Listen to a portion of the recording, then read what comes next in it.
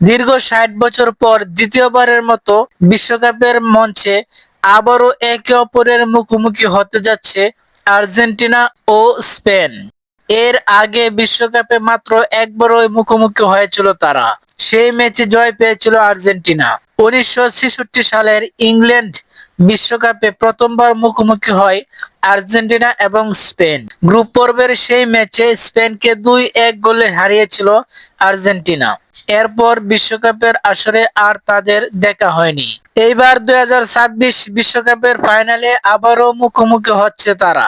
ফলে বিশ্বকাপের ইতিহাসে আর্জেন্টিনা স্পেন দ্বৈরথের এটি হতে যাচ্ছে দ্বিতীয় অধ্যায়।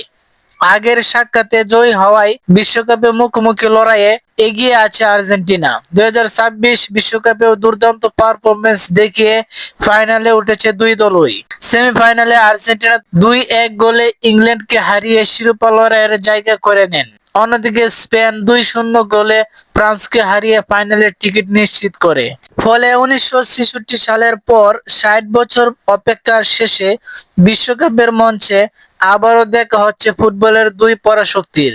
প্রথম সাক্ষাতে গ্রুপ পর্বে স্পেনের বিপক্ষে আর্জেন্টিনার জয় থাকলেও এবার লড়াইটা আরো বড়, বিশ্বকাপের শিরোপার জন্য। বিশ্বকাপে এখন পর্যন্ত আর্জেন্টিনা এবং স্পেনের মুখোমুখি লড়াইয়ের পরিসংখ্যান তাই বেশ একপাশে। এক ম্যাচে আর্জেন্টিনার জয়, স্পেনের জয় নেই, ড্রও নেই। তবে ২০২৬ সালের ফাইনালে পুরনো পরিসংখ্যান নয়, নতুন ইতিহাসই লিখতে চাইবে দুই দল। আগামী ১৯ জুলাই নিউ ইয়র্কের নিউ জার্সিতে অনুষ্ঠিত বিশ্বকাপের ফাইনালে অষ্টমবারের মতো খেলবে মেসি মার্টিনেজরা। ফাইনালে তাদের প্রতিপক্ষ ইউরোপিয়ান জায়ান্ট স্পেন। এখন দেখার অপেক্ষা কে হবে বিশ্ব চ্যাম্পিয়ন, স্পেন নাকি আর্জেন্টিনা। সো ফ্রেন্ডস, আপনার গুরুত্বপূর্ণ মতামত অবশ্যই কমেন্টে লিখে যাবেন। স্পেন নাকি আর্জেন্টিনা হবে এবারের বিশ্ব চ্যাম্পিয়ন। বন্ধুগণ, ভিডিওটি ভালো লাগলে একটা লাইক দিয়ে দিন, চ্যানেলটিকে সাবস্ক্রাইব করে দিন। আর যারা ফেসবুক থেকে দেখছেন তারা অবশ্যই পেজটি ফলো করে পাশে থাকুন। ধন্যবাদ, সবাই ভালো থাকবেন, সুস্থ থাকবেন, আল্লাহ হাফেজ।